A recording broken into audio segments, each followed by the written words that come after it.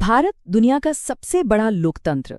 ये सिर्फ एक देश नहीं बल्कि 28 राज्यों का एक बड़ा संघ है और हर राज्य की अपनी सरकार, अपना एक नेता है।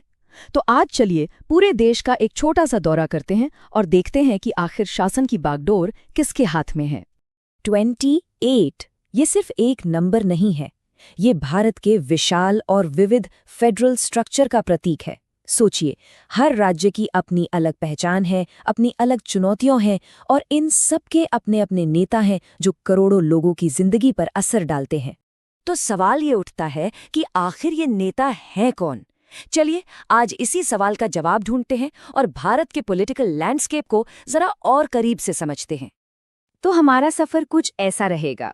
सबसे पहले हम चलेंगे उत्तर भारत, फिर पूर्व और पूर्वोत्तर, उसके बाद पश्चिम और मध्य भारत से होते हुए आखिर में हम दक्षिण पहुंचेंगे और अंत में हम इन सब को जोड़कर पूरी तस्वीर देखेंगे।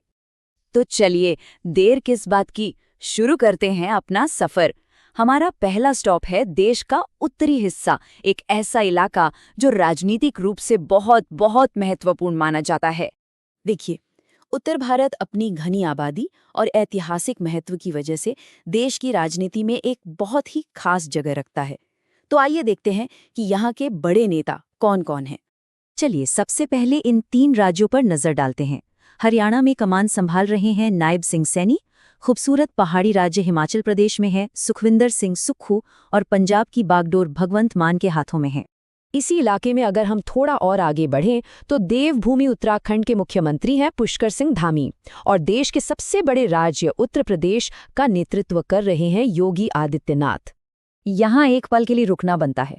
योगी आदित्यनाथ ये सिर्फ एक राज्य के नेता नहीं है, ये भारत के सबसे ज्यादा आबादी वाले राज्य को लीड करते हैं। मतलब इसे ऐसे समझिए कि वो अकेले ही ब्राजील या पाकिस्तान जैसे देशों की पूरी आबादी से भी ज्यादा लोगों पर शासन करते हैं। ये बात इस पद को वाकई में बहुत ज्यादा महत्वपूर्ण बना देती है। चलिए अब उत्तर से चलते हैं पूर्व की ओर, एक ऐसा इलाका जो अपनी जबरदस्त संस्कृति, अलग अलग जनजातियों और एक बहुत ही अनोखे पॉलिटिकल माहौल के लिए जाना जाता है। यहाँ पूर्वी और पूर्वोत्तर भारत का विशाल इलाका नजर आ रहा है। इसमें गंगा के मैदान भी हैं और हिमालय की पहाड़ियां भी, सब कुछ है। और यकीन मानिए यहाँ की राजनीति भी उतनी ही विविध और दिलचस्प है। अच्छा, तो पूर्वी राज्यों की बात करें तो बिहार में एक लंबे समय से नेता रहे नीतीश कुमार हैं, झारखंड में हेमंत सोरेन हैं, ओडिशा में हाल ही में मुख्यमंत्री बने मोहन चरण मांझी हैं और हाँ, पश्चिम बंगाल की राजनीति में ममता बनर्जी एक बहुत बड़ा और जाना पहचाना चेहरा है। अब यहीं से चलते हैं पूर्वोत्तर की तरफ, यानी नॉर्थ ईस्ट। यहाँ के 8 राज्य राजनीतिक तौर पर बहुत एक्टिव हैं। देखिए, अरुणाचल प्रदेश में है पेमा खांडू, असम में हेमंत बिस्वा शर्मा, मणिपुर में एन बीरेन सिंह और मेघालय में सत्ता संभाल रहे हैं कोनराड संगमा।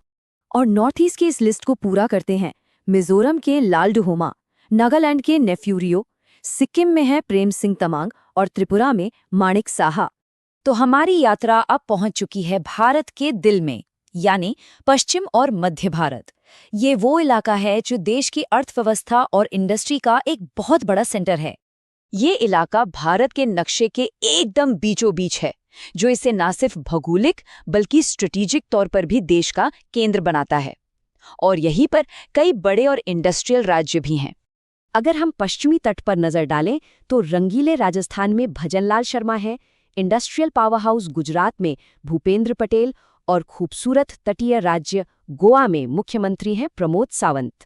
और इस इलाके के बाकी राज्यों की बात करें तो देश की आर्थिक राजधानी वाले राज्य महाराष्ट्र में है एकनाथ शिंदे, भारत का दिल कहे जाने वाले मध्य प्रदेश में मोहन यादव और खनिजों से भरपूर छत्तीसगढ़ में विष्णुदेव साय। और अब हम आ गए हैं अपने सफर के आखिरी पड़ाव पर।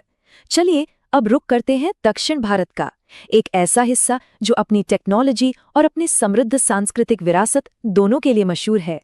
भारत का ये दक्षिणी हिस्सा ट्रेडिशन और मॉडर्निटी का एक गजब का संगम है और ये देश की अर्थव्यवस्था और इनोवेशन में बहुत बड़ा रोल निभाता है। तो यहाँ के नेतृत्व पर नजर डालते हैं। आंध्र प्रदेश की कमान है एन चंद्रबाबू नायडू के पास। उनके पड़ोसी राज्य तेलंगाना में हैं ए रेवंत रेड्डी और भारत के आईटी हब कर्नाटक के मुख्यमंत्री हैं सिद्धारमैया।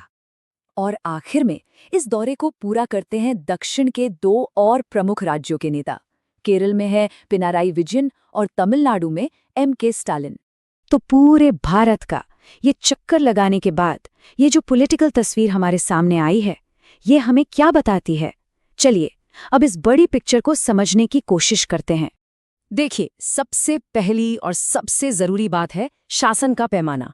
ये सिर्फ 28 राज्य और 28 नेता नहीं है, ये एक बहुत ही कॉम्प्लेक्स और डाइवर्स पॉलिटिकल तानाबाना है। इसमें हर नेता अपने इलाके की अनोखी भाषा, कल्चर और ज़रूरतों को रिप्रेजेंट करता है, और इन सबको मिलकर 140 करोड़ से ज़्यादा लोगों का भविष्य तय करना होता है। ये बात इसे दुनिया का सबसे बड़ा और शायद सबसे चैलेंजिंग गवर्नेंस मॉडल बनाती है। और ये हमें एक आखिरी सवाल के साथ छोड़ जाता है। जब इतने सारे अलग अलग नेता एक ही देश को अलग अलग दिशाओं में ले जाने की कोशिश करते हैं, तो ये जो लीडरशिप का बहुरंगी ताना बाना है, ये एक चलते फिरते डायनामिक राष्ट्र की ताकत को दिखाता है या फिर उसकी चुनौतियों को?